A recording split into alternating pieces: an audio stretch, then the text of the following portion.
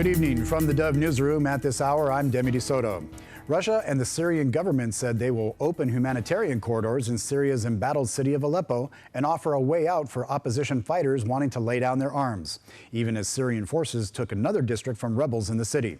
As the fighting continues, the Russian announcement came as Syria's President Bashar Assad offered a general amnesty for rebels who give up their weapons and surrender to authorities over the next 3 months. Rebels and residents of Aleppo said they were very deeply skeptical of the offer, and there was no immediate sign of people massing to leave the besieged parts of the city. The Dove continues our series looking at Initiative Petition 28. It is proposed for the November statewide ballot, and if passed, it could impose up to $5 billion in new taxes on the gross sales of business products and services in the private sector that people buy every day. In small communities like Grants Pass, you might not think it would have very much impact, but some say this new business tax would raise prices, eliminate jobs, and force many large employers to leave the state. Grants Pass business owner Doran O'Donnell, owner of the Speakeasy Taproom and Wine Bar, gives his perspective on how it would have a negative impact on his local business and customers.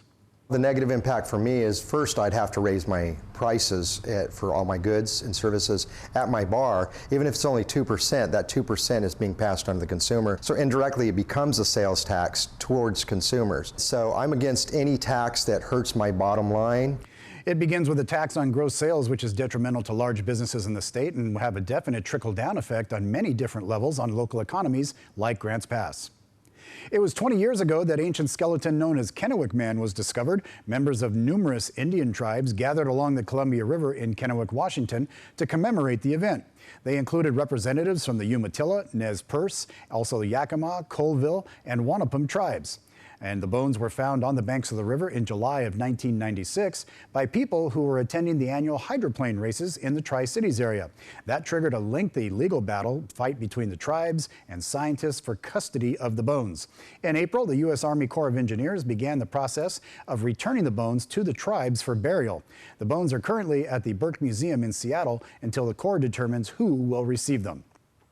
All right, let's take a look now at our regional weather forecast as we head into the midweek and down the stretch. We're looking at some warm temperatures like Northern California. Tonight, very warm, 63 degrees. Clear skies, though. And then tomorrow, look at that, 106. Have your water, have your sunscreen, stay cool and in the shade, 64 overnight. Saturday, 100-degree high with sunshine and 60 overnight on Saturday.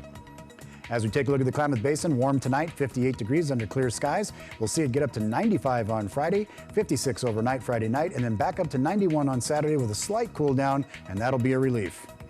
As we look at the Oregon coast, a few clouds here and there, some beautiful temperatures though. 55 across the board, that's 3 of a kind. 71 on Friday, and then Saturday, 70 degrees and sunshine. As we look at the Central Oregon area, the high desert, lots of nice temperatures, warm overnight, 60 degrees, and then we'll see 96 for a high on Friday, 89 on Saturday. And for the Southern Oregon area, nice temperatures during the nighttime, 67 tonight, up to 104 on Friday, 97 on Saturday, 60 overnight. And now as we do, this is what we call the end of the day here. Latest news on the Dove in the newsroom. Stay tuned for Mornings on the Dove at 6 a.m. on Dove TV and radio.